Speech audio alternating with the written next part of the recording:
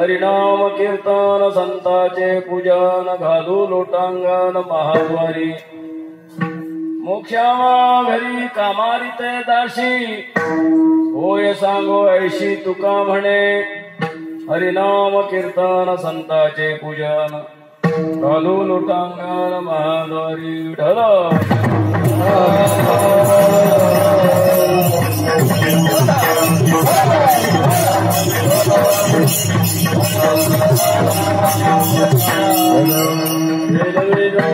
साठी देवा तुझे चरण सेवा साधावया हरिनाम कीर्तन संताचे पूजन घालू लोटांगण महाद्वारी पांडुरंगाकर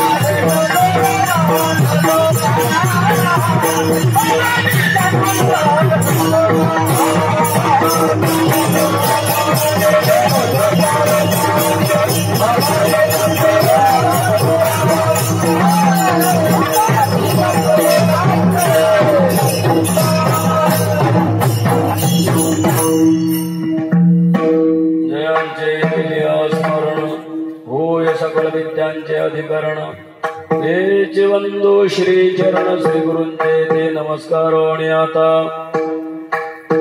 नमामि सद्गुरुं शांतं सच्चिदानंद विग्रहं पूर्ण ब्रह्म परानंदं ईशमादन्दिवल्लभं अतुलित बलधामं हेमशैलापदेहं धनुजवन कुशानं ज्ञानिनामग्रगण्यं सकल गुण निधानं वानराणामधीशं रघुपति प्रिय भक्तं वात जातं नमामि विठलं।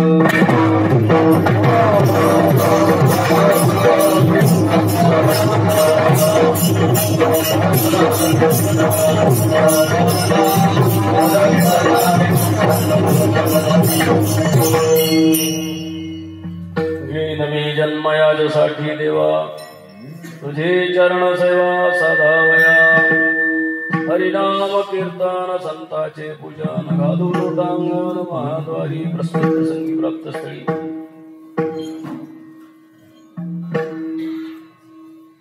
36 वर्षापासून चालत असलेला हा अखंड हरिनाम सप्ताह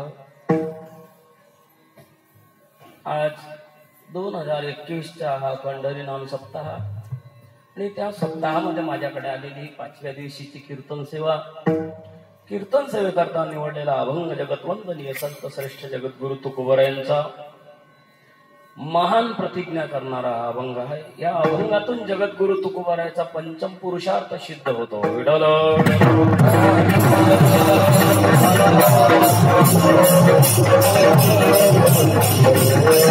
कीर्तनाला सुरुवात करण्यापूर्वी महत्वपूर्ण या ठिकाणी अधिष्ठान असणार दैवत मौली ज्ञानोबा यांच्या चरणी नतमस्तक होतो। जगद्गुरु तुकोबरा यांच्या चरणी नतमस्तक होतो। पांडुरंग रुक्मिणी मातेच्या चरणी नतमस्तक होतो आणि सर्व भगवत स्वरूप श्रोत्यांच्या चरणी नतमस्तक होऊन कीर्तनाला सुरुवात करतो। विठ्ठल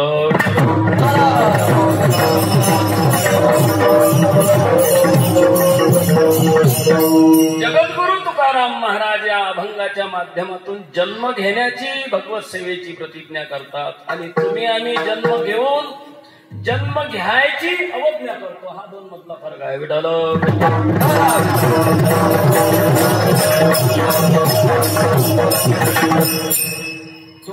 तुम्हाला जाणीव नाही की आपण जन्माला कशा करता आलो। साधू संताला जाणीव आहे की जन्माला कशा करता आलो आणि जन्माला कशा करता आलो जन्माची इति कर्तव्यता कशामध्ये आहे हे पूर्णतः प्राप्त केल्यानंतरही जगद्गुरु तुकोबराय आपल्या जीवनामध्ये प्रतिज्ञा करतात। म्हणजे तुकोबरायचा अधिकार काही साधारण नाही। जन्म तुम्हा आम्हालाही प्राप्त झाला, जन्म जगद्गुरु तुकोबरायलाही प्राप्त झाला, पण जन्माची इति कर्तव्यता कशामध्ये आहे हे 99.9 लोकांना माहित नाही। विठ्ठल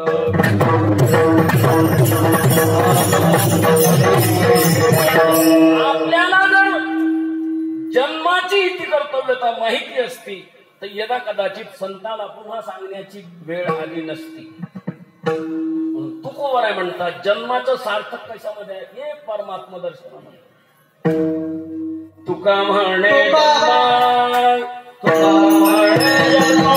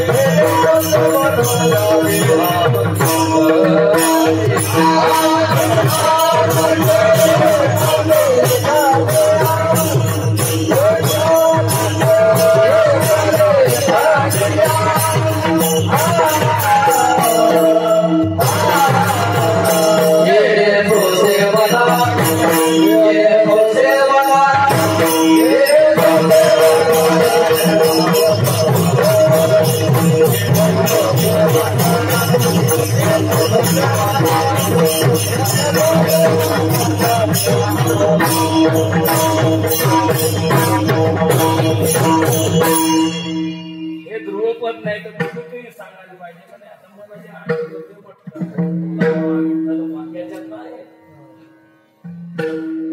या अभंगाचं कळवं ध्रुवपद कोणतं आहे मलाही माहिती.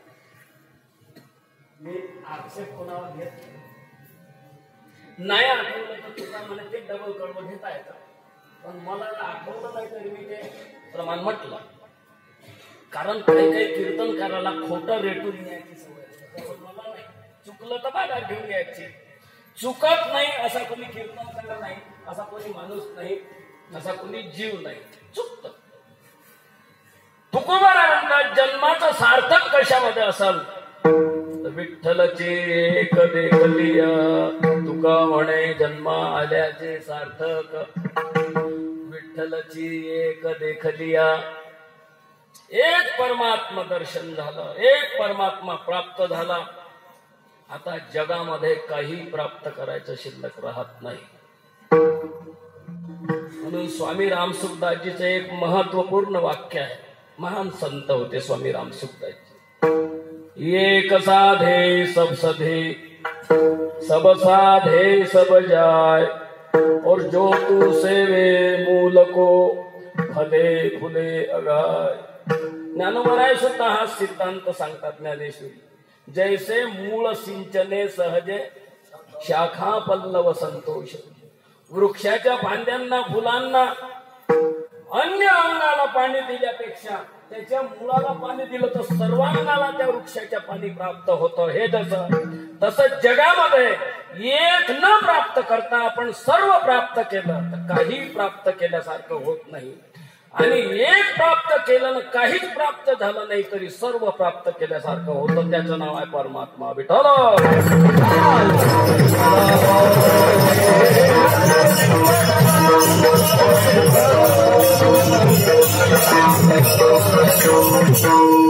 पहिली गोष्ट महत्वाची आहे की तुम्ही आम्ही आपण जन्म घेऊनही आपल्या जन्माची अवज्ञा करत आहोत. लक्षात घ्या. तुम्हाला आम्हाला भान नाही की आपण अवज्ञा कसं करतो. ज्ञानोबा ज्ञानेश्वरी मध्ये वर्णन करताना म्हणतात कशा करता आलो या शरीराला. ते बाजूला टाकलं भलतच करायला लागलं. शरीराच्या गावा आलिया जन्म मृत्यू काय जन्म मृत्यूच्या सोहळ्या ना म्हणून नाही धनंजयाची आपण शरीर रूपी या गावाला कशा करता आलो. भगवत प्राप्ती करण्याकरता. मग खरं सांगा, आता भगवत प्राप्ती करण्याकरता किती लोक माझ्या सहित तुम्ही किती लोक कार्यरत आहोत. मी तुमच्यातून स्वतःला ओळखत नाही, मी तुमच्यातच आलो. जेवढा इमानदारीने डोळ्यात तेल घालून संसार करतो तेवढ्या इमानदारीनं परमार्थ करतो का? आपण परमार्थाच्या नावाखाली त्या परमार्थाची विडंबना करतो, परमार्थ तो बाजूला राहतो. म्हणून तुकोबरायांना म्हणावं लागलं, अंतःकरणामध्ये पूर्णतया संसार आहे आणि बाह्यात काय भक्ती करतो. आणि म्हणून परमात्म्याच्या चरणापासून आपण दूर जातो. अंतरी संसार भक्ती बाह्या,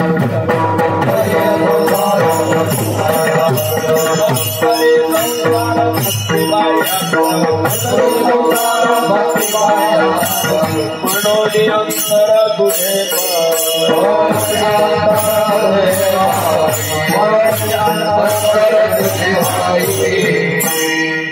एक महत्वाचं वाक्य लक्षात घ्या.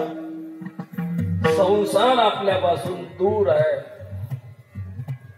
आणि परमात्मा आपल्या अगदी जवळ आहे.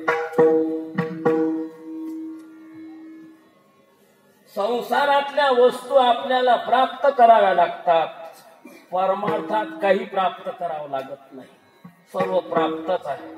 पण प्राप्त असूनही त्याचा उपयोग उपभोग न होणं हे दुर्दैव नाही तर अजून काय आहे विठ्ठल.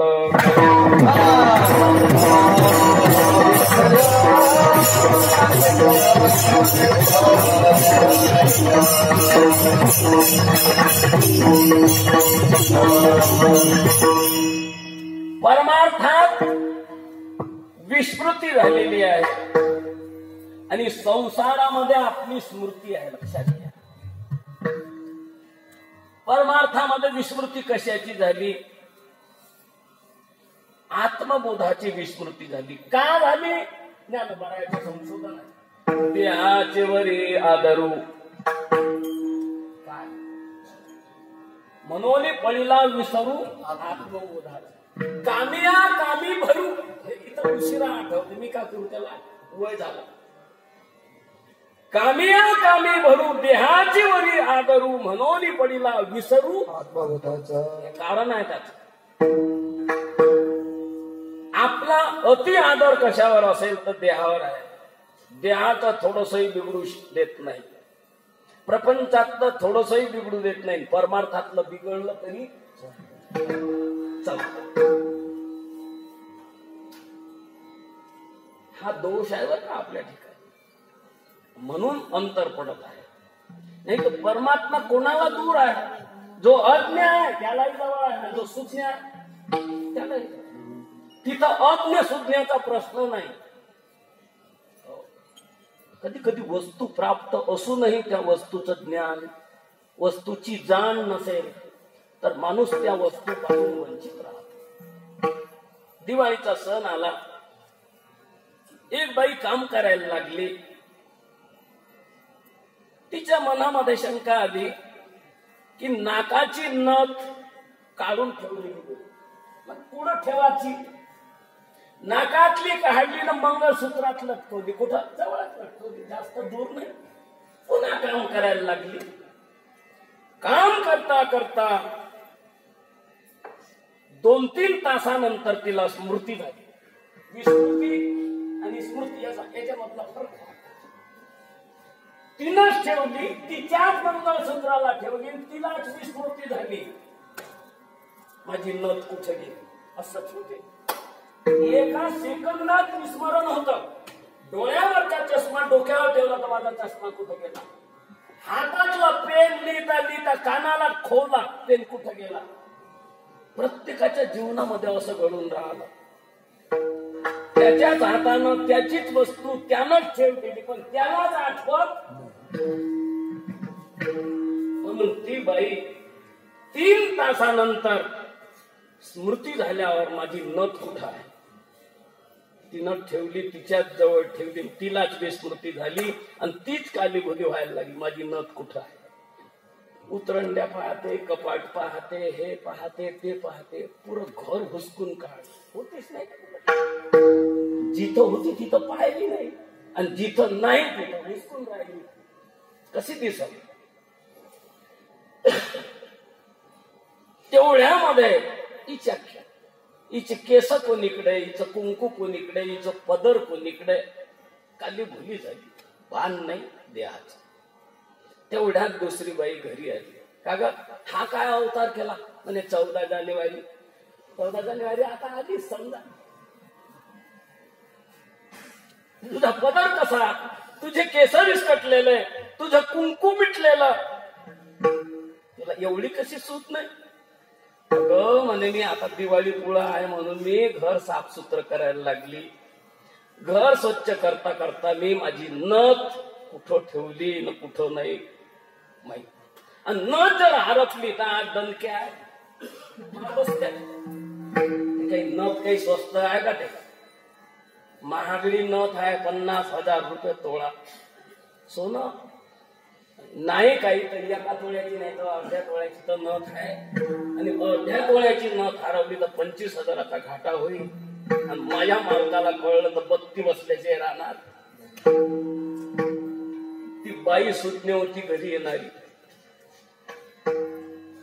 तिच्या नजरेस नथ पडली. योग संयोग. तिनं सांगितलं तुझी नथ मिळून दिली तर अगं म्हणे तुझे अनंत अनंत उपकार होईल. तिथं आश्चर्यचकितच झाली. आणि ही आता चालली म्हणते का नथ मिळून दिली तर कायदेशीर. हिला कशी दिसली म्हणे तू माझ्यावर उपकार कर, माझी नथ मला दाखवून दे. काही काही गोष्टी अशा आहे एकदम सांगता येत नाही. आणि एकदम सांगितलं तर त्याचं महत्व राहत कोणती गोष्ट व्यवहारात. आज तीच गोष्ट झाली जे द्वापारी युगात घडली. घरोघरी अवघे झाले ब्रह्मज्ञान. तो मोबाईल एवढा सोपा झाला का युट्यूब खोललं का कीर्तन. म्हणून इथं कसे येईन बिचारे लोक झोपून ऐकते. वाटतं अच्छा कीर्तन का मा हातात आहे, ह्या कुठचा लावला उभा ठेव.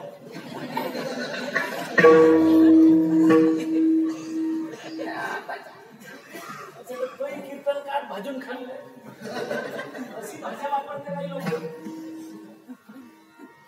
का कीर्तन मी तर म्हणतो तुम्ही मी भाग्यवान आहो का तुम्ही एवढे आले.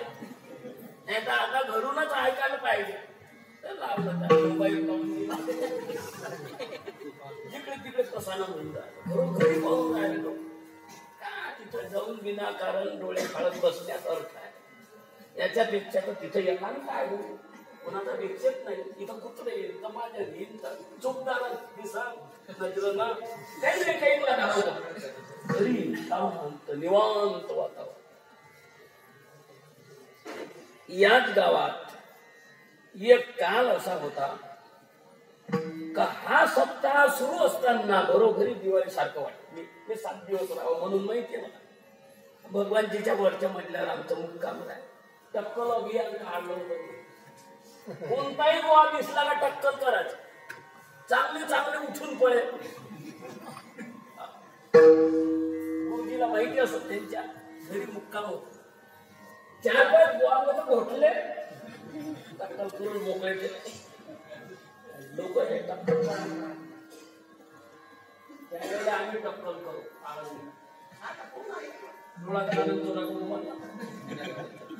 आता जर नवीन पोराले या राजू पोराले म्हटलं का टक्कल करतो तुमचं पकवान वाजवणं बंद करील पण टक्कल चालणार नाही. कारण मला घरी बोलवलं. बरोबर आजकाल टक्कल समाजात तो काळ होऊन गेला. एक काळ राहत. मोतीराम महाराज राठोड, नारायण बुवा शिंदे, गायकवाड महाराज, आपले ज्ञानेश्वर महाराज गायकवाड चांगले चांगले. आणि तो एक बुवा गायकवाड ते काय नाव होतं त्याचं. राम गायकवाड चांगले चांगले. केशव महाराज भगनुरे, कुरेकर बाबा, विठ्ठल महाराज चौधरी आमच्या संस्थेचे अध्यक्ष, तिकडे लोक अमृत बाबाजी मोठे मोठे आले आणि लोक ऐकून ऐकून परिपक्व झाले. आता काही कीर्तन ऐकायची गरज राहिली मा दृष्टी. तुम्ही आलेच कसे?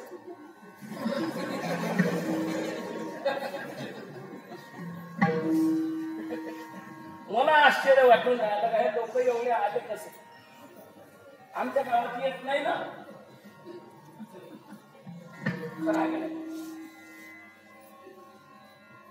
ते कीर्तन नाही ऐकत. काय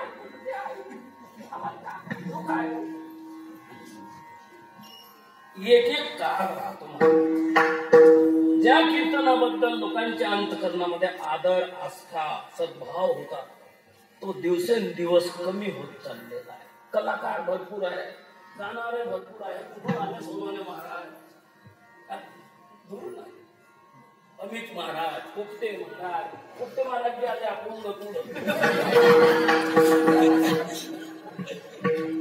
त्यांचे भाऊ कोमल महाराज बी आले. ते कठोर नाही, कोमल आहे. मूर्ती आहे आणि ह्या मूर्तीला तर हातीच नाही धरू शकत कोणी. सारा भारत फिरला, सारे बॉम्ब इथे पालखून काढले. मला तुम्ही अकोल्याकडे तारीख देता का? म्हणे अजून घेतली नाही. जेव्हा जाईल की त्या तारखेवर तेव्हा म्हणीन का या बोहानं मला तिथं नेत. मोठा सत्कार नाही.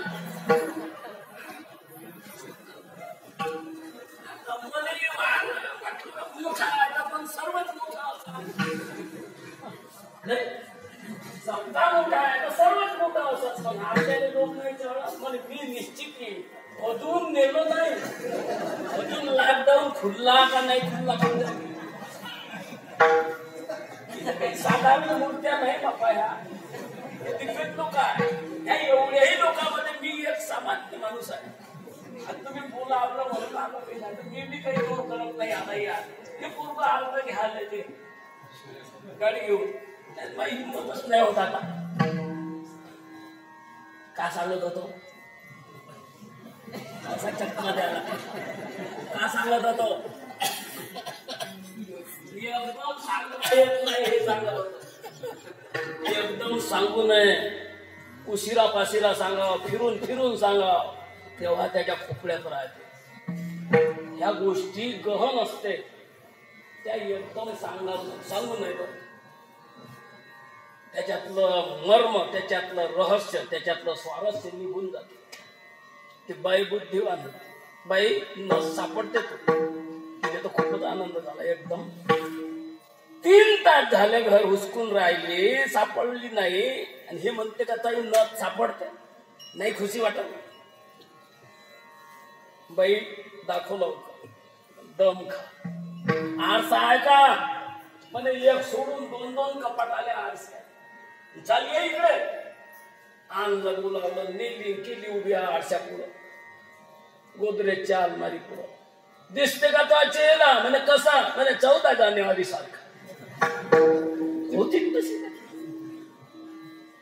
केस म्हणे सारे बदरले, कुंकू पुरं मिटलं, नाक नथे वाचून मोकळं, गळा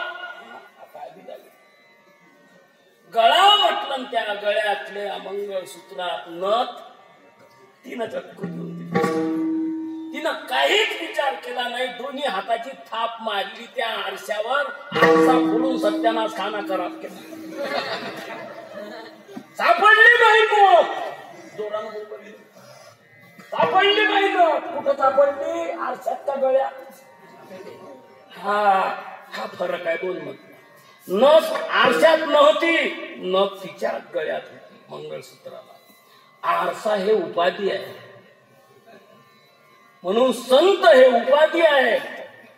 आणि संत महात्म्याला पाहता पाहता आपली वस्तू आपल्याला प्राप्त होते. मी सांगत नाही ज्ञानोबराय वर्णन करता. आत्मज्ञानी चोखडी संत ते माझी रूपडी, तेथ दृष्टी पडो आवडी कामिनी जैसी. त्या महापुरुषाकडे आपली दृष्टी जसा एखादा कामुक माणूस कामिनीला पाहतो तद्वत तेवढ्या आस्थेनं, तेवढ्या जिज्ञासेनं, तेवढ्या तत्परतेनं आपली दृष्टी संत महापुरुषाकडे गेली पाहिजे, तर काम होतं. विठ्ठल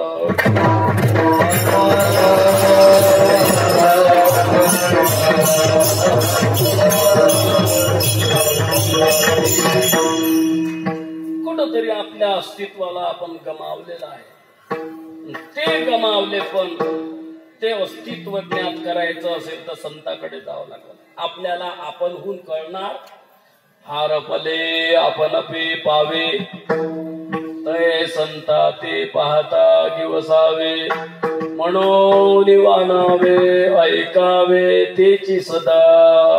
त्यांचं वर्णन करावं. त्यांच्या दर्शनामध्ये, त्यांच्या स्पर्शामध्ये, त्यांच्या आलिंगनामध्ये, त्यांच्या शब्दामध्ये पावर आहे महाराज.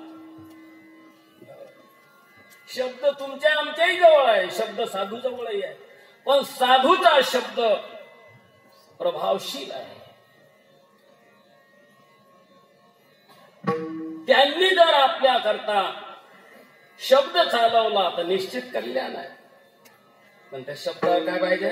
विश्वास पाहिजे. शब्द हा बहुसार उपकाराची राशी. म्हणून चालविला मागे येतील त्याशी. मागोनी आली वाट सिद्ध ओळखेचे तैशी. तरले तर तिगा आणि काही विश्वासी. तरले तरतील, पण कोण? जे त्या शब्दावर विश्वास ठेवल ते.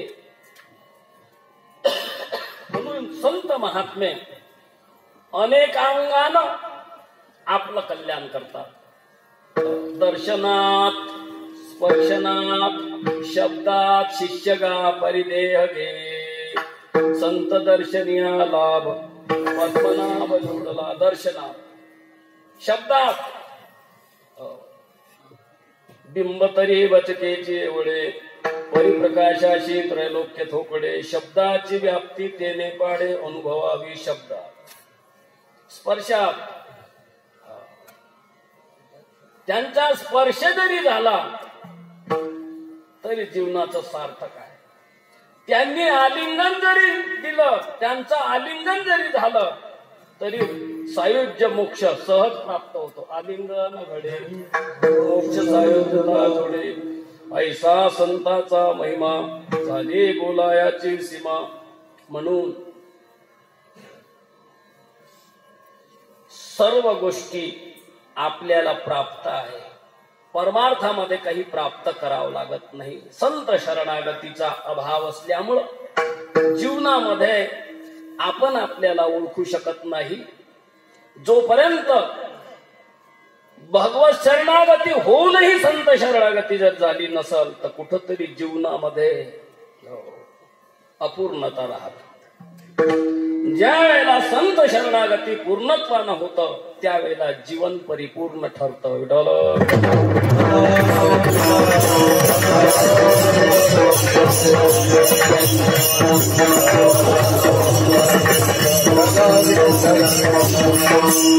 म्हणून वस्तू प्राप्त असून उपयोग नाही.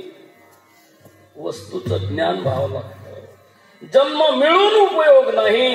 जन्म कशा करता आहे याचं ज्ञान व्हावं लागतं. म्हणून तुकाराम महाराजांनी आपल्या जीवनामध्ये प्रतिज्ञा केली की देवा मी जन्म घेईल, पण कशा करता? याच्याकरता जन्म घेईल. याजसाठी देवा तुझी चरण सेवा साधावया. आणि तुम्ही आम्ही जन्म घेईल, पण कशी प्रतिज्ञा करतात? तुझा सूड घेईल. या जन्मात नाही जमलं तर पुढच्या जन्मात घेईल, पण सूड घेतल्याशिवाय प्रतिज्ञा मूर्खपणाची. म्हणून हे अनर्थमूलक प्रतिज्ञा जीव करतो. संत महात्मा परमार्थ मूलक प्रतिज्ञा करतात बरं का. म्हणून देवाची प्रतिज्ञा वेगळी, जीवाची प्रतिज्ञा वेगळी आणि साधूची प्रतिज्ञा वेगळी. देवाने प्रतिज्ञा केली ठिकठिकाणी. मराठीचे नगरी ब्रह्मविद्येचा सुकाळू करी, घेणे देणे सुखची बरी हो देई या जगा. कोणाची प्रतिज्ञा? माऊलीची. माझा मराठाच बोल कौतुके परी अमृतातेही पैजादी, ऐसे अक्षरे रसिकत्वे मिळू. ज्ञानोबा किती किती प्रतिज्ञा ज्ञानोबा राहायच्या ज्ञानेश्वरी. पहा पूर्ण ज्ञानेश्वरी हे ज्ञानेश्वरी पारायण होऊन राहिलं. किती बसले पारायणाला? कोण आहे व्यासपीठाला? व्यासपीठाला अक्षरी फक्त 25. बेंडी आघाडीवर आहे. बेंडीला किती होते? फक्त 1000. मुलं मुलीची संख्या जास्त बेंडीला. मागून आलं पुढून, मागून आली ना पुढं गेली बेंडी. असाच म्हणावं का नाही? आपलं गाव पहिलेपासून परमार्थ करणारं गाव आहे आणि या परमार्थ करणाऱ्या गावामध्ये ज्ञानेश्वरी पारायणाला 25 सवा ते हासा आहे आपल्या गावाचा. मी बोलतो हे कशा करता? गावाचा अपमान करण्याकरता नाही. त्या शब्दाचा चुकीचा अर्थ लावत नका जाऊ. बरेचसे लोक चुकीचे अर्थ लावतात. पाहिजे होतं का? पण तू स्तुती करायला पाहिजे का? तुमची स्तुती करून बोलतो बाहेर. कोणाची स्तुती करायची नाही, कोणाची निंदाही करायची. हे वस्तुस्थितीचं बोलायचं. याच गावात आदर्शभूत सप्ताह म्हणून लोक पाहायला येत होते. बरं का नाही गुरुजी? संसार पासून पूर्ण संसार तालुका येत होता इथं. कसा सप्ताह होता देवीचा, अशी ख्याती होती या सप्ताहाची. आज का खुरी आली का दव गेला? गावते जागाते पहिली एवढी व्यवस्था नाही. पाऊस आला तर घोर नाही. आता मुसळधार नाही. सोंडा हत्तीच्या सोंडा एवढा येईल पाऊस तरी घोर नाही. आता स्लॅब झाला. सर्व व्यवस्था सर्व आहे पण अवस्थाच नाही बनून राहिली. व्यवस्था करणं चांगलं नाही आहे. तुकोबारा भंडाऱ्या डोंगरावर भजन करते तरी अवस्था आहे. इथं कोणती सोय होती? आणि आम्ही एवढ्या चांगल्या मंदिरात भजन करतो तरी आमची अवस्था बनत नाही. व्यवस्थेवर अवस्था नाही. लक्षात घ्या. अवस्था कुठेही बनत बनवून घेणारे असले तर. म्हणून ज्ञानेश्वरी पारायण झालं पाहिजे सप्त्यामध्ये. या भागवत आहे ना तर पुरं लंबच करून टाकलं वारकरी संप्रदायाचं मूळ. मी आता या गोवानं मला पद दिलं विनाकारण. कोणतं? मध्य प्रदेश वारकरी संघटक म्हणून. वारकरी संघटक कशा करता? संघटना करण्याकरता का संघटना तोडण्याकरता? पांडुरण्याला असे झापले नाही त्या दिवशी लोक. भागवत आला होता एक गोवा अकोल्याकरता. काही नाही बोला.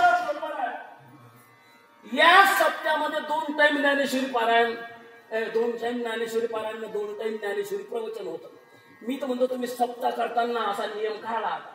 ज्या बोवाचं कीर्तन त्याच बोवाचं ज्ञानेश्वरी प्रवचन 2 टाइम.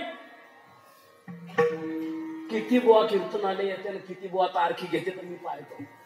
अर्धे तर असे धावत होते. ज्ञानेश्वरी पारायण प्रवचन करणं फार कठीण आहे. भागवत सांगणं सोपं आहे.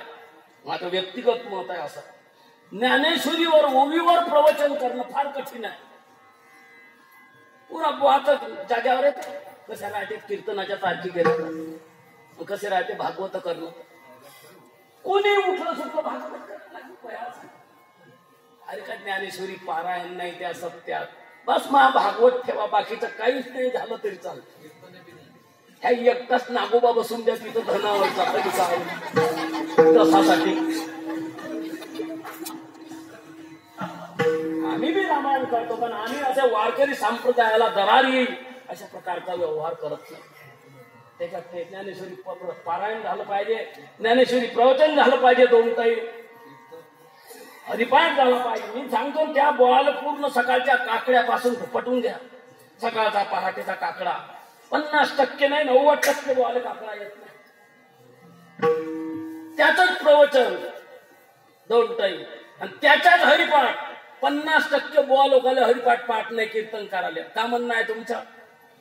नाही तर मला करायला लावा, हरिपाठ येते का नाही तर पाहून घ्या. परीक्षा घ्यायची असेल तुमची तर माहित. हे असं सुरू झालं पाहिजे. आज हे जे तुफान सुटलं का नाही, हे तुफान आपोआपच बंद होते. चक्रीवादळ बंद करायला लागत नाही. बरं झालं तुम्ही माहिती घोषित करून दिली तर.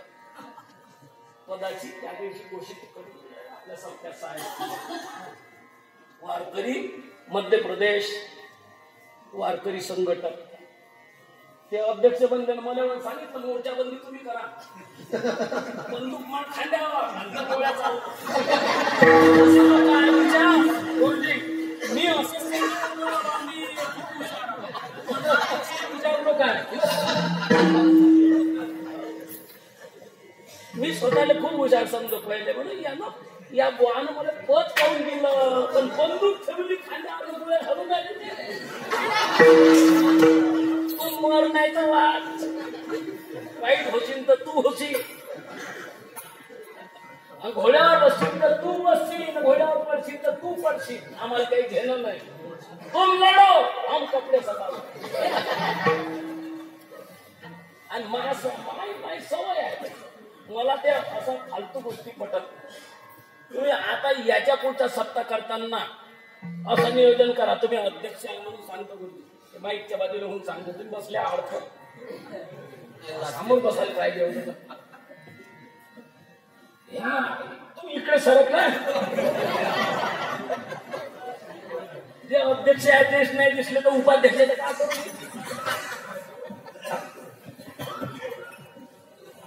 आजचं कीर्तनच ज्या काही त्रुटी आहे संप्रदायामध्ये, या संप्रदायामध्ये मोठी दरार आलेली आहे. कोणाचं कोणावर वजन राहिलं नाही. एक काल होता तोपर्यंत होतं वजन.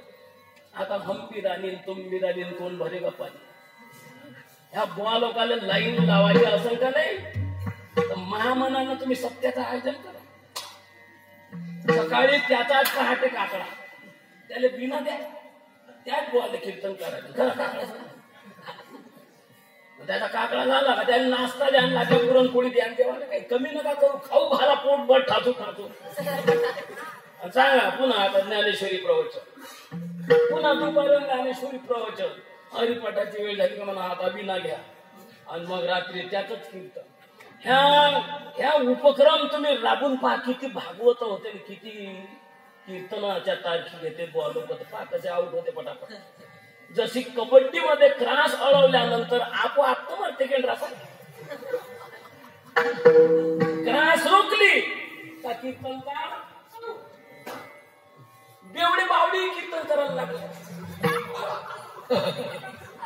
हराम खोराला त्याला शरम वाटायला पाहिजे. नालायकाले का मी दारू पिऊन कसं कीर्तन करू, मी खर्रा खाऊन कसं कीर्तन करू, मी बिड्या फुकून कसं कीर्तन करू. हे बोलायची गरज आहे गुरुजी. आज शर्मनाक आहे. वारकरी संप्रदायाला कीड लागलेली आहे.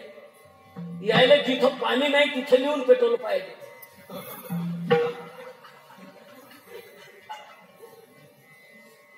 का सत्य करता कहा गए काही नाही, क्या लाया तर कुछ नाही. त्याचा काही रिझल्ट भेटला पाहिजे, काही आदर्श पाहिजे. अरे लोक तुमचं कीर्तन ऐकत नाही. तुम्ही पाहता कसे, तुम्ही चालता कसे, तुम्ही वागता कसे, हे सर्व गोष्टी पाहतात. तुमचं अनुकरण कीर्तन सांगायची गरज नाही. एका प्युअर साधूच्या कडे तुम्ही जा, त्याच्या आचार विचार संस्कारानंच तुमचं जीवन पालन. कीर्तन सांगायची गरज नाही अशी भूमिका होती एका वेळेला. ज्या वेळेला त्या आळंदीचे महाराज लोक आपल्या इथं येतं सर्व सेवा करत यायची, त्याची सेवा करे. आणि काही मनामध्ये शंका आली तर त्यांना विचारे. त्यांचा आदर्श होता. आज तो आदर्श राहिला नाही. देता का खर्रा एक भडवीचा हरामखोर भागवत का भागवत सुटलं तो आला पानटपरीवर. खरा घ्या म्हटलं नालाय का, तुला काही लाज वाटते का नाही. माग दृष्टी पुढे आला तो, तुला काही वाटते का नाही म्हटलं नालाय का. अर्ध्या हळकुंडाला पिवळा झाला आणि म्हटलं भागवत सुटल्यावर खर्रा घ्यायला आला तू पान ठेल्यावर. तुला कोणत्या नाकानं लोकांचे व्यसन मुक्त करशील तू. हा का सांगशील लोकांना. का खर्रा खाऊ नका. म्हणून सांगणाऱ्यावर फार मोठी जिम्मेदारी आहे. काही टाइमपास नाही आहे, मनोरंजन नाही आहे. पावलो पावली त्यांना सावध राहायला पाहिजे इथं उभं राहणाऱ्यांना. आणि जर जमत नसेल तर घरी बस, फालतूचा दिमाग नको दाखव. हे काही तमाशा नाही आहे, हा काही खेळ नाही आहे.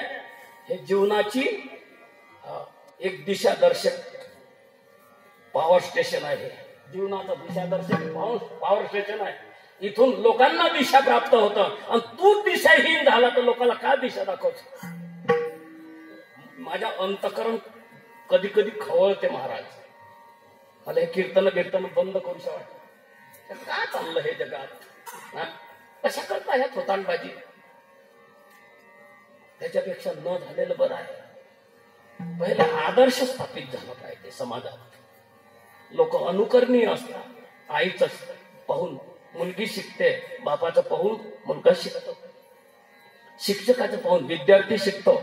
माझं एका शाळेमध्ये व्याख्यान ठेवलं खरसोलीला, डांगोरे सर पारक सिंगे. त्या विद्यालयाचं नाव आदर्श विद्यालय. अचानक योग संयोगानं माझं व्याख्यान ठेवलं शाळेमध्ये. मुलांना 4 शब्द सांगावले. महाराज गुरुजी तुमची इच्छा आहे तुम्ही सांगा. तुमच्या विद्यालयाला नाव फार सुंदर दिलं, आदर्श महाविद्यालय. पण म्हटलं आदर्श महाविद्यालयामध्ये जोपर्यंत आदर्श शिक्षक येणार नाही तोपर्यंत आदर्श विद्यार्थी स्वप्नातही निर्माण होणार नाही. हे तर चकितच झाले. पण खरं आहे, आज गुरुजी जर बिडी पेत असेल तर त्या विद्यार्थ्यांना का शिकायचं. गुरुजी जर खर्रा खात असेल तर त्या विद्यार्थ्यांना का शिकायचं तुमच्याजवळ. पूर्वी गुरुजी दिसल्यावर पोरं थर थर थर थर कापायचे. आज गुरुजीचा आदर राहिला नाही, कीर्तनकाराचा आदर राहिला नाही. याला कारण कीर्तनकार लोक नाही. माझा आक्षेप आहे त्याचा. तो कीर्तनकार आदर्श नाही म्हणून आदर नाही. कीर्तनकार आदर्श सुद्धा त्याचा आदरच होईल, अनादर कधी होऊ शकत नाही.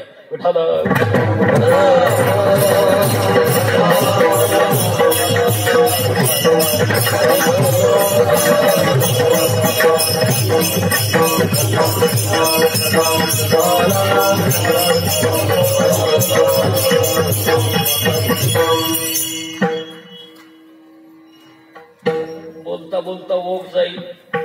ओघ गेला पण वाईट नाही, लाईनला आहे. लक्षात घ्या. काय सांगत होतो, कोणत्या विषयावरून फाटा फुटला.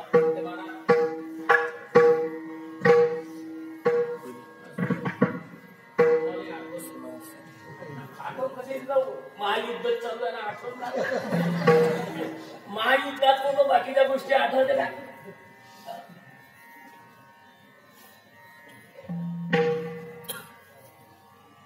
एक वर्ग आहे जगामध्ये देव.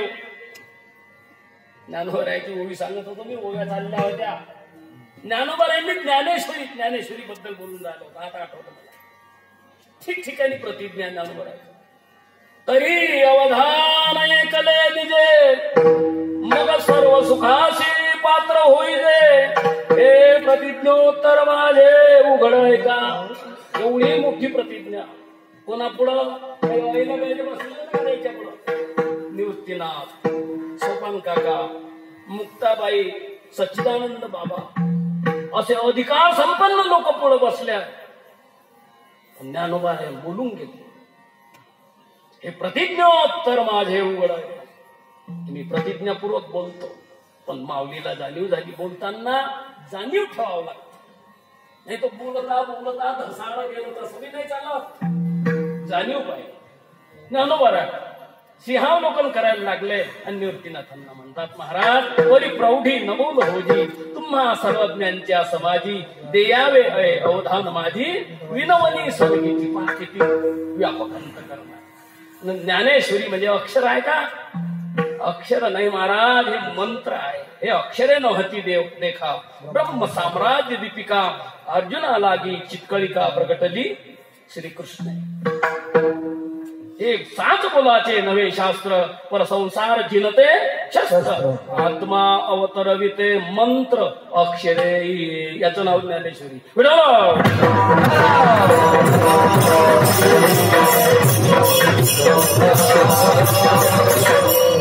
संतांची प्रतिज्ञा वेगळी, देवाची प्रतिज्ञा वेगळी.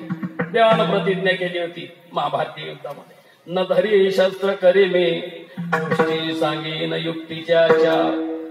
मी हातामध्ये शस्त्र धरणार नाही, 4 युक्तीच्या गोष्टी सांगेन.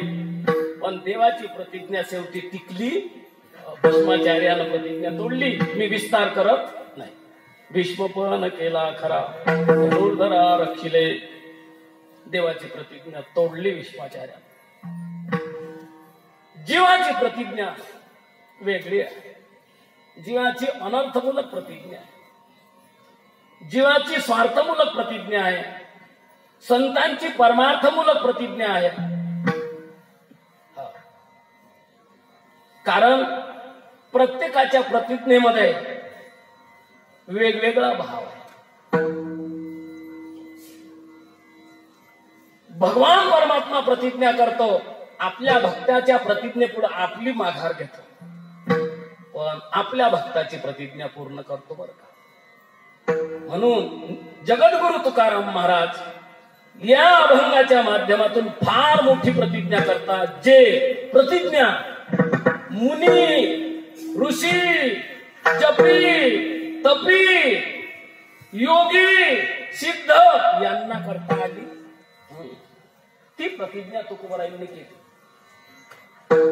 कारण या जन्म भयानं भयभीत होऊन काही पळाले, काही मुक्त झाले, पण जन्म घ्यायला पुढे आले नाही. मुनी मुक्त झाले, गर्भवासा आम्हा विष्णुदासा सुलभतो. एक बहादूर भागवताचा रचयिता व्यासपुत्र शुक या जन्म दुःखाच्या भीतीनं भयभीत होऊन आईच्या पोटामध्ये 12 वर्ष लपून राहते. आणि 12 वर्षानं आवाज दिला, शुका बाहेर ये. आला, पण कापत कापत आला. ब्राह्मणाचे पोर एक खेळाची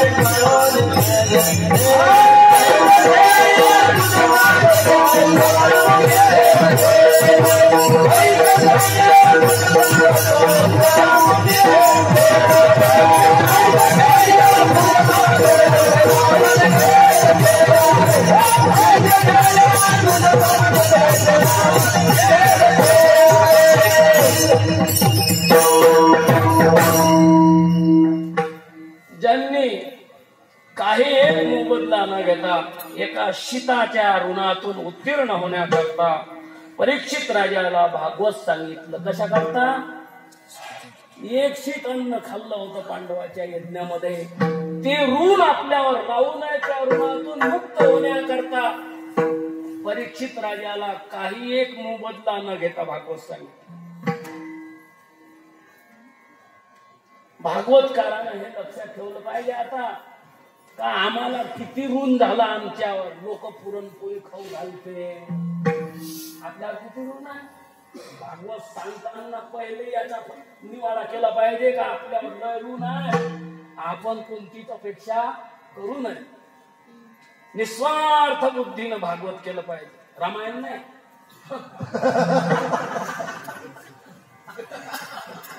रामायणाला काही ऋण नाही आहे, भागवतवाल्यासाठी ऋण आहे. भागवतवाल्यांना विचार करून भागवत करा. कायद्यावर काय आपलं बिलकुल कायद्यावर बोल. सांगा रामायणाचं काही प्रमाण आहे का? भागवतासाठी आहे. तुमच्यावर लोकांचं किती कर्ज आहे, दाबून खातो आपण लोकांच्या घरी. मग त्या ऋणातून उत्तीर्ण होण्याकरता भागवतकारांना त्याच्या मोबदल्यात काहीच घ्यायचं नाही, काहीच नाही. फुकट फाकट भागवतकारांना आपला रिकामा हात आणून रामायणवाल्याला नाही येत असं म्हणते लोक. भागवत करा, भागवत करणं एवढं सोपं, भागवत करणं एवढं सोपं नाही. भागवत करायला त्या कृष्णा महाराजचं भागवत ज्या गावात राहायच्या त्या गावात पुण्यश्री आपल्या बाबळीकर त्या आमदुरीला मी गेलो, तिथं भागवत झालं त्या सार्वजनिक आपले अनिर्वत आईवड्याच्या गावी आमदोरी ज्या गावात कोणाचं भागवत झालं तिथं कोणी नाही कोणी म्हणे त्या बोवानं भागवतच चांगलं नाही ना. भागवत करायला मोठा जिम्मेदारी आहे, मोठे नियम कडक आहे. आता ते नियम तुम्ही पाळत नाही तो भाग वेगळा. भागवत करायची मुंज झाली पाहिजे. खरं का खोटं महाराज? खरं असेल तर हो म्हणजे, नाही तर बसून जाता खाली. भागवत करायला पहिले उपनयन संस्कार करावे लागतात, जानवं घालावं लागतं. कोण्या तरी आचार्याकडे त्याची संस्कृतची भागवताची संहिता घ्यावं लागतं, पूर्ण विधीपूर्वक दीक्षा घेऊन. आता सांगा किती भागवतकारानं संहिता घेतली ना, उपनयन संस्कार केले? 90% लोकांनी नाही केले. कुठला का भागवत, कुठला का भागवत, आवतावून आला का भागवत. याले जिथं नाही तिथं नेलं पाहिजे. आता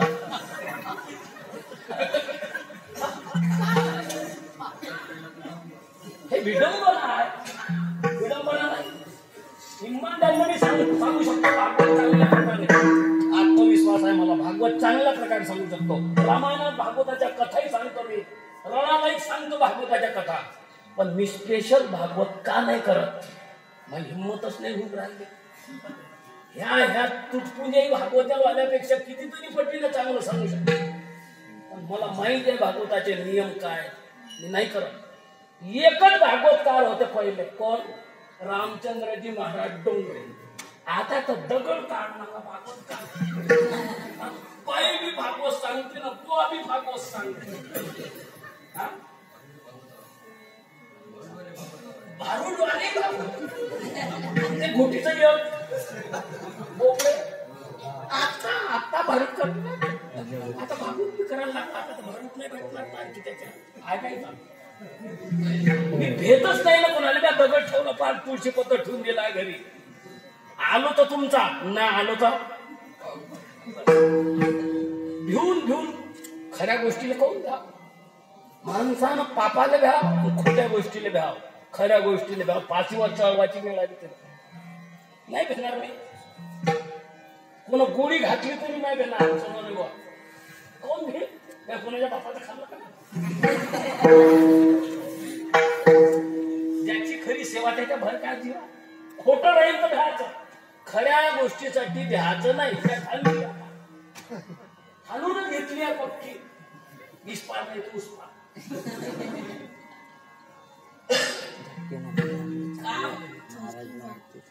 खेळ करणं चाललाय परमार्थामध्ये. आणि ज्याची पात्रता जशी आहे, ज्याचा अधिकार जसा आहे, त्याच्या अधिकाराला सन्मान करा त्याचा. गुटी काटाचं नियोजन त्याच्याकडे होतं मागच्या वर्षी. कोणाकडे? गुटीचं नाही, भारुडे. माही तारीख घेतली गाववाल्याला. म्हटलं तुम्ही माही तारीख जाऊन घेतली, त्याचं नियोजन आहे, त्याला घ्यायला ना. मग सांगतो मी कसं राहायचं. कोणाच्या हाती सूत्र देऊन द्यायच्या ना, बरं बसते बोंबा मारत. नियोजन व्यवस्थित झालं पाहिजे, नियोजक चांगला पाहिजे, घराचा नियोजक चांगला पाहिजे, गावाचा नियोजक चांगला पाहिजे, राष्ट्राचा नियोजक चांगला पाहिजे, राज्याचा नियोजक चांगला पाहिजे. तेव्हा राज्य, राष्ट्र, गाव, तालुका, जिल्हा व्यवस्थित चालतो. कोणाच्याही हाती सूत्र द्या बरं. हा, कोणालाही प्राईम मिनिस्टर बनवा बरं, का होते का? हा, जमन का? म्हणून तुकोबरा म्हणतात, ज्याची पदवी त्याला इतरांना साधे. जो ज्या पात्रतेचा आहे त्याला ती पात्रता भेटली पाहिजे. अनधिकाराच्या हातात कोणती गोष्ट गेली तर तो तरक्की करू शकत नाही, विकृती करत. म्हणून संत महात्म्यांनी आपल्या जीवनामध्ये परंचम पुरुषार्थ गाठला. ते शुकाचार्यासारखे विरक्त महापुरुष या संसार दुःखाच्या भीतीनं पळून गेले. ऋषी मुनी जपी तपी मुक्त झाले हिमालयात जाऊन, पण जन्म घ्यायला पुढे आले. पण तुकोबरा म्हणतात, देवा मी जन्म घेईन. देवा विचार कशा करता तुझे चरण सेवा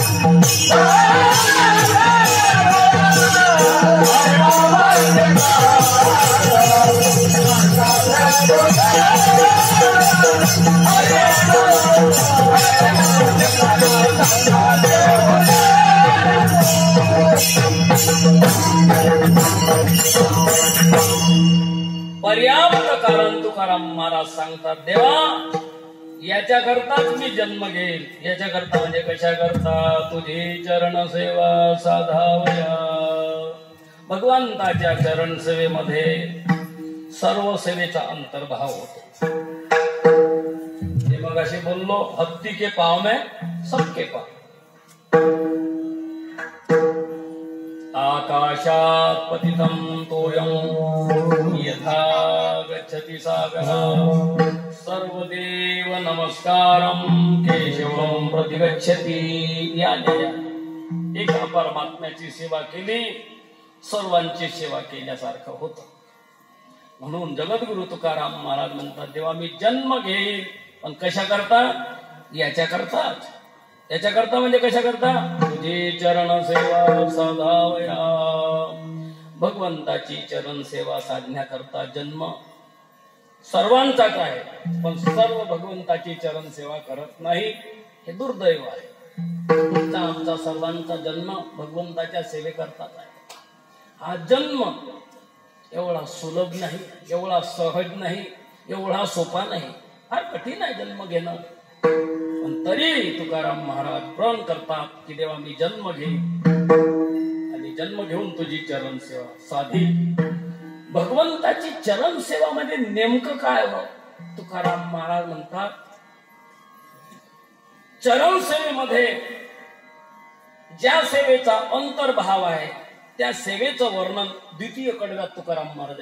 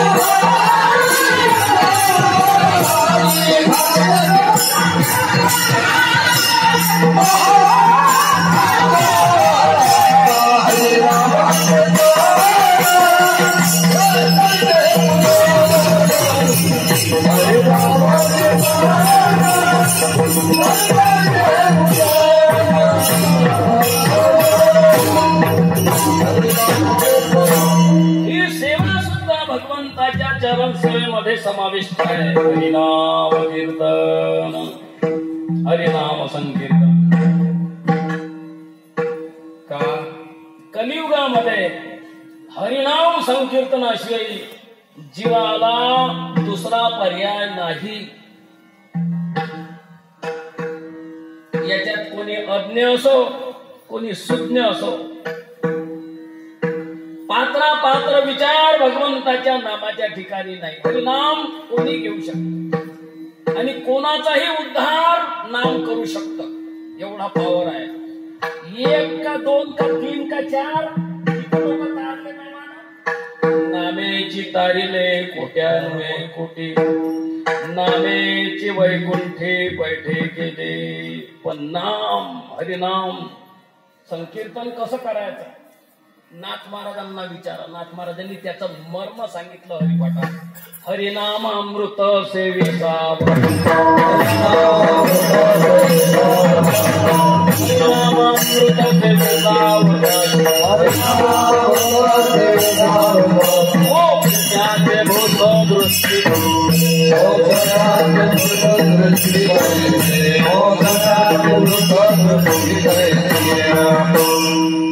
हरिनाम संकीर्तन करताना त्या हरिनामाची महत्ता एवढी श्रेष्ठ आहे की त्याच्या दृष्टीपुढं मोक्ष भुसकट वाटतो का?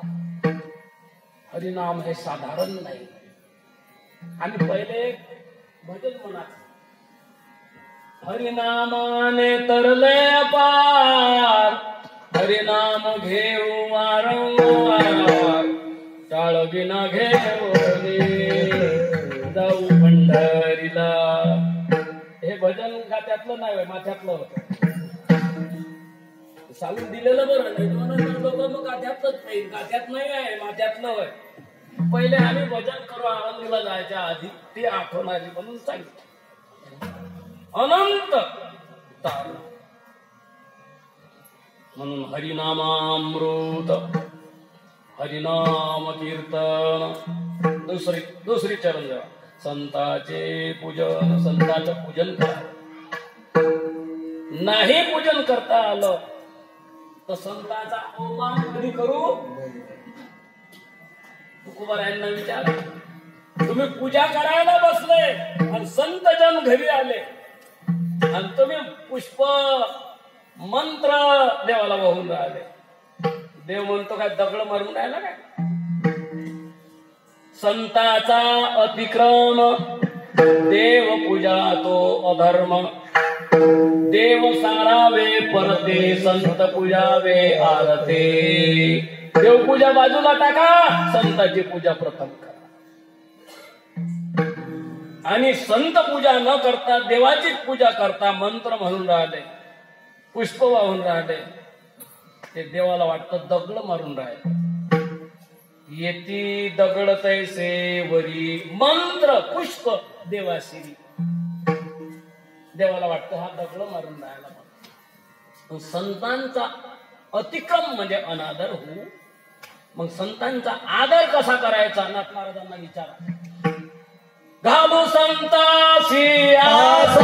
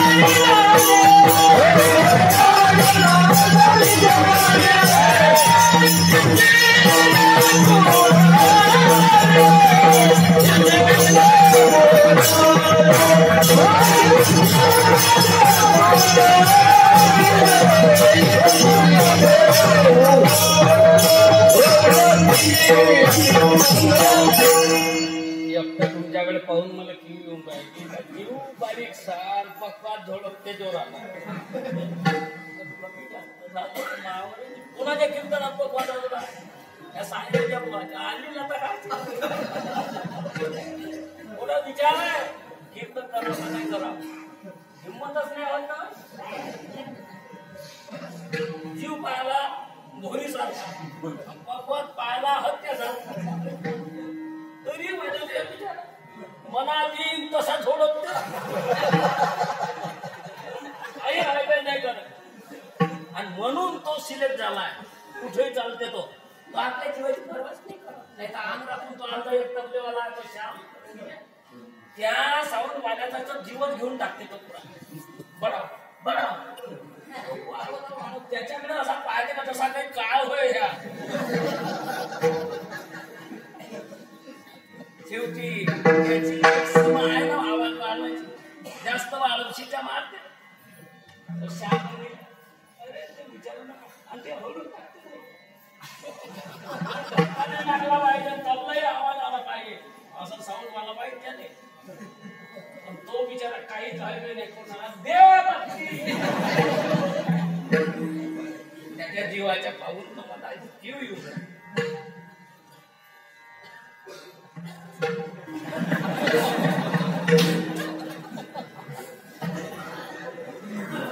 संतासी आसने पूजा करी काया वाचा मने एका जनार्दनी जाणे इच्छिले ते पुरवी सांडी मांडी परते टाकी साधू संताचा आदर कर अनादर कधी करू नये श्रीकृष्णानं आपल्या मुलाला सांगितलं बाकीच्या प्रद्युम्न आदी करू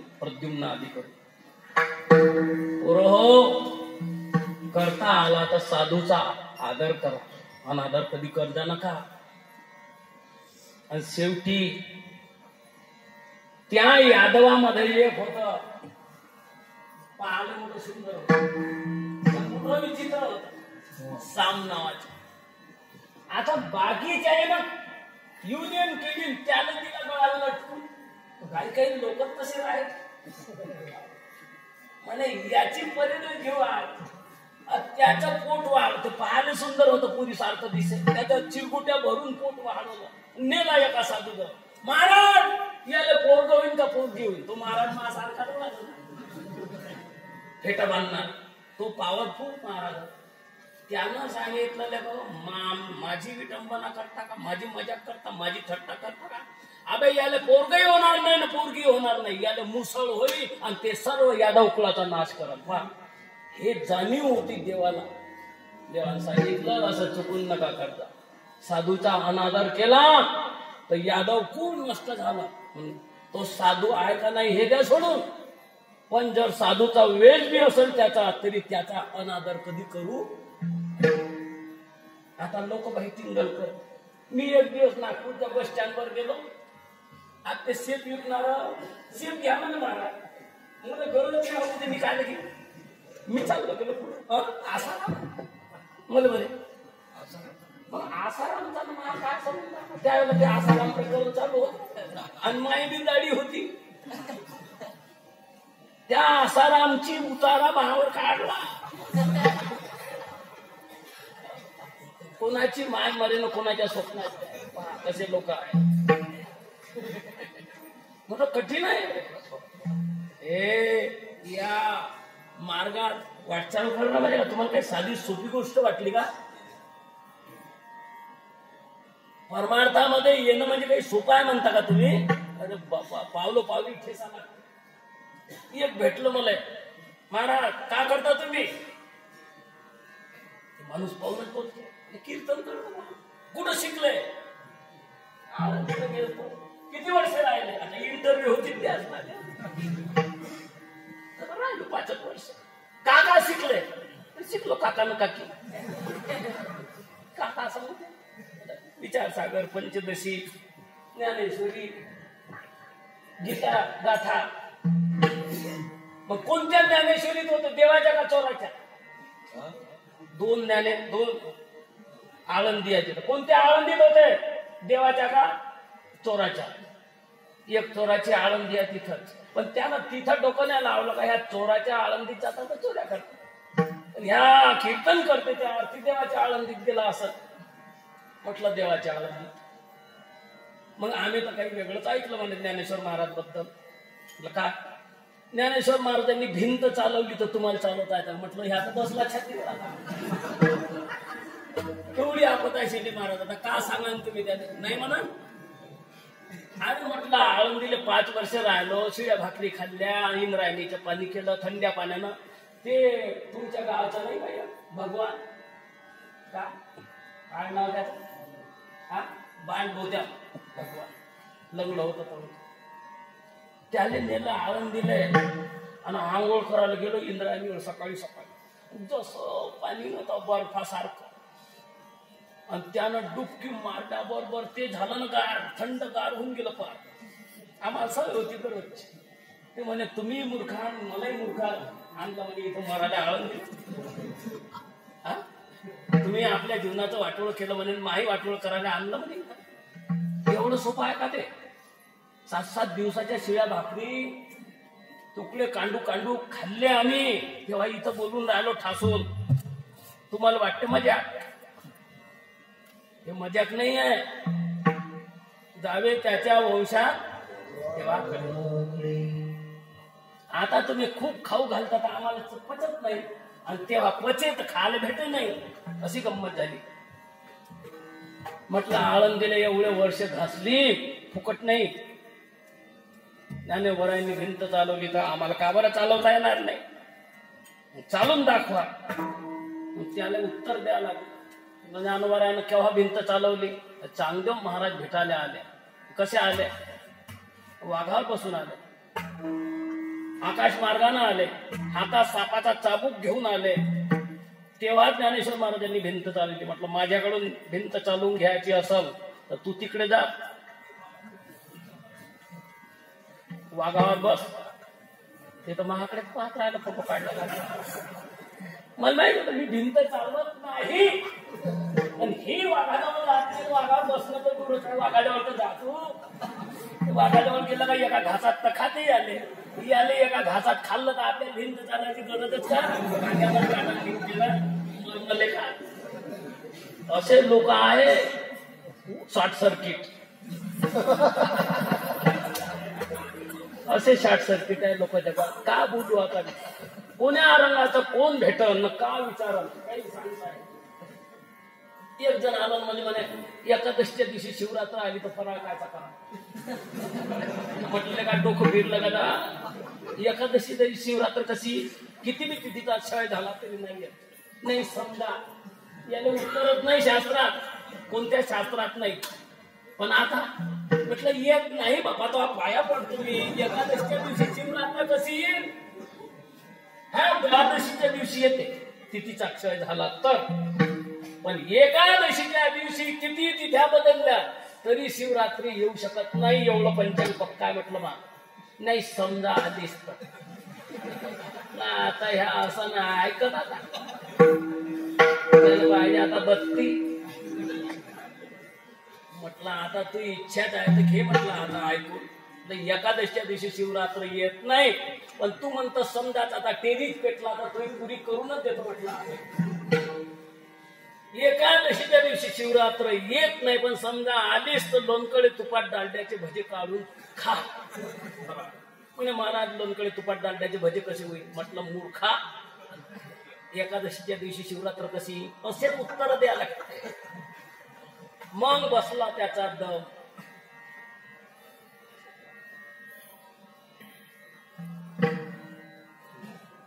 हरिनाम कीर्तन, संताचे पूजन, संतांचं पूजन. तिसरी चरण सेवा. घालू लोटांगण महाद्वारी. येता येता या बुवाने विचारलं. म्हणून ह्या अभंग घेतला नाही तर आज दुसरा होता अभंग. सूर्यकांत बुवानं विचारलं मला, घालू लोटांगण वंदीन चरण डोळ्यानं पाहिलं रूप तुझे हे का होय? पोपटे महाराजाला विचारलं तर पोपटे महाराजांनी सांगितलं का आमची परंपरा आहे. परंपरा असा अर्थ नाही का? ज्या अर्थी अभंग लिहिला नामदेव महाराजांना त्या अर्थी त्याचा अर्थ आहे. बगर अर्थाचा अभंग नाही का कुठं सोनवणे महाराज? म्हणून हा अभंग घेतला. घालू लोटांगण महाद्वारी. का महाद्वारामध्ये लोटांगण घालायचं? लोटांगण शब्दाचा अर्थ काय? दंडवत वेगळा, नमस्कार वेगळा, लोटांगण तुम्हाला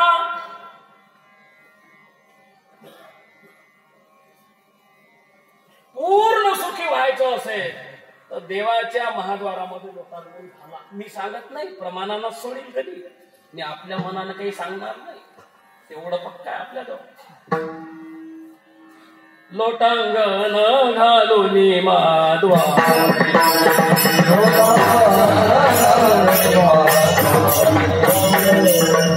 घरून नाचे गा गरुडा पारी मगते जंभीचे दुःख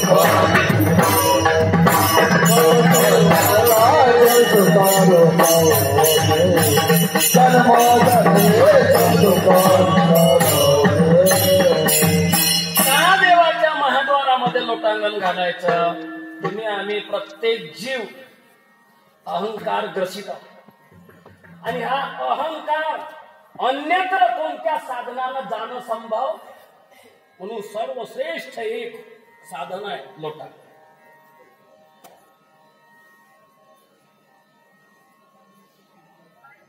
लोटांगण तोच घालू शकतो ज्याला कोणत्याच प्रकारचा अहंकार नाही.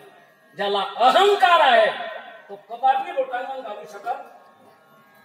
म्हणून तिसरी सेवा